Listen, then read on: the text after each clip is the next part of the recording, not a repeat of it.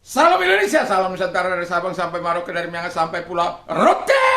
Mantalah iman kita, mantalah kasih kita, mantalah pengharapan kita tentunya dalam Yesus Kristus menjadi Tuhan dan Juru Selamat kita dan Juru Selamat dunia. Jangan katakan bahwa Yesus bukan Tuhan, dan katakan pula bahwa Yesus bukan Juru Selamat.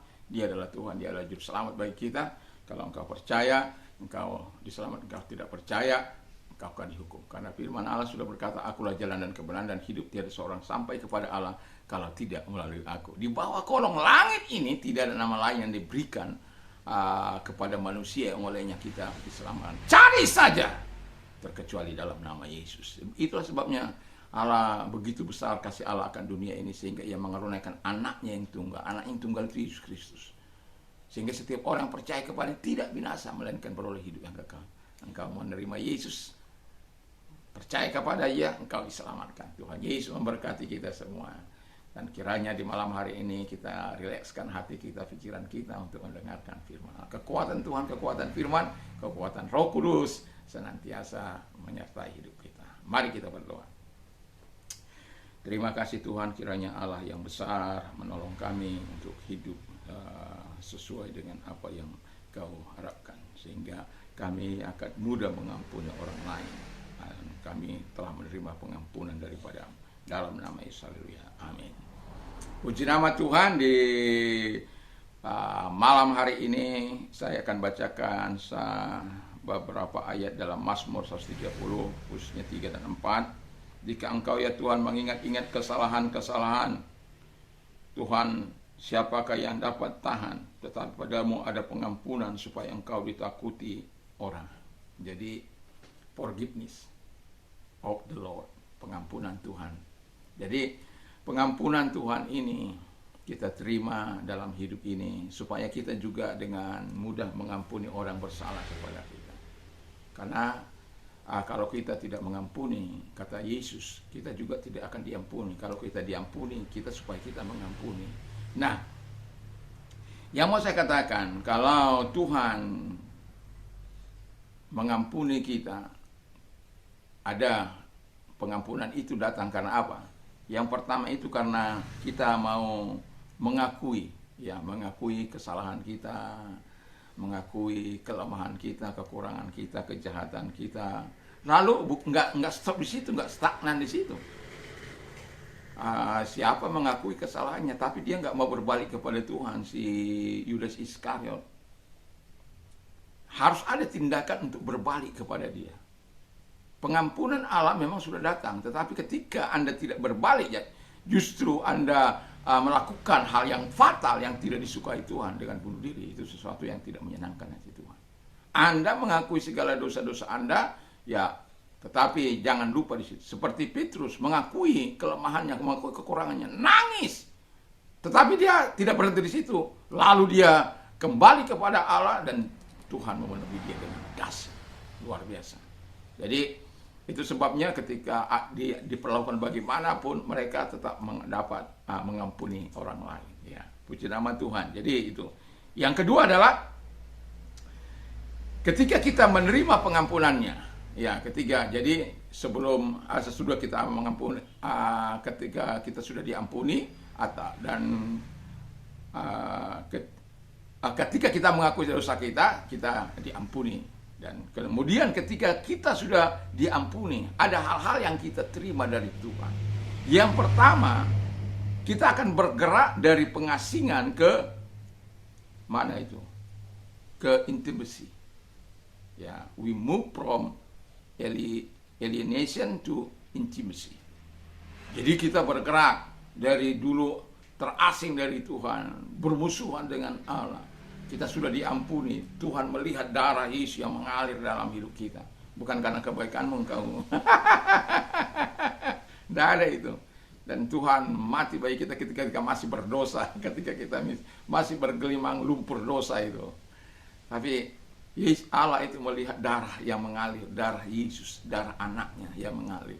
Itu sebabnya engkau mendapat kehubungan kembali intimasi kita dengan Tuhan. Ketika kita tahu bahwa ketika kita mengalami intimasi, saya mau katakan ketika kita berhubungan erat dengan Tuhan, ini harus ada damai sejahtera, harus kita terbebas dari rasa takut dalam kehidupan ini. Kalau engkau katakan engkau memiliki hubungan intim dengan Tuhan, tetapi engkau tidak terbebas dari rasa takut, tidak terbebas dari kecemasan, tidak terbebas dari rasa khawatir, tidak terbebas dari rasa takut, maka itu bukan hubungan yang baik dengan Tuhan. Tapi ketika engkau betul-betul memiliki hubungan yang baik, damai Tuhan itu akan mengalir dalam hidupmu. Itu jadi rasa sukacita, semangat yang mengebu-gebu akan senantiasa. Dan itu bisa engkau rasakan ketika engkau memiliki hubungan yang betul-betul didasari tadi itu, adanya pengakuan dosa, lalu kemudian berbalik kepada Dia, berbalik itu tidak melakukan lagi, ya, lalu kemudian hidup bersama dengan Dia, dan engkau akan menikmati. Dan kemudian we move from guilty feeling to peace, ya. Jadi kita bergerak dari rasa bersalah kita, ya tadi kan, aduh bagaimana dosaku ini terlalu banyak, ini begini-beginilah, gak mungkin lah, ya. Tapi ketika pengampunan Tuhan itu, guilty feeling itu dihapus dan digantikan dengan damai sejahteranya. Dan damai sejahteranya itu yang membawa kita kepada kebahagiaan sukacita. Kata firman Yesaya bilang, mengapa orang gelisah, mengapa orang takut, karena dosa yang ada di dalam hatinya. Jadi jangan simpan dosa dalam hidupmu. Kalau engkau akui, berdosa akui. Kalau engkau bersalah akui, ya. Tapi kadang-kala saya melihat, kadang-kala ada orang-orang yang tidak siap dalam kehidupan ini. Ya, ada orang mengakui dosanya kepada istrinya, justru terjadi.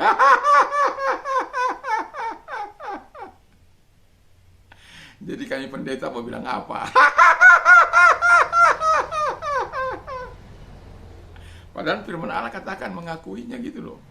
Dia mengakui kepada Tuhan, dan karena yang disakitinya adalah istrinya, ya wajarlah dia meminta apakan kepada istrinya.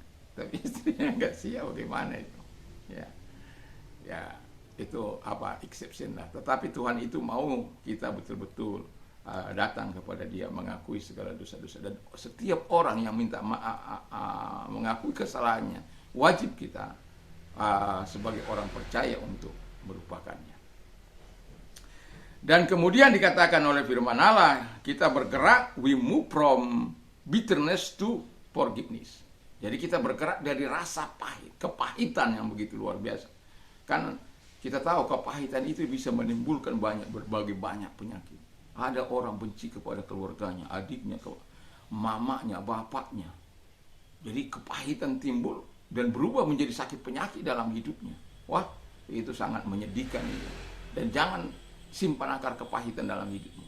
Ampuni supaya Allah bekerja dalam kehidupan kita. Terakhir, we move from hatred to love. Nah, ini dia.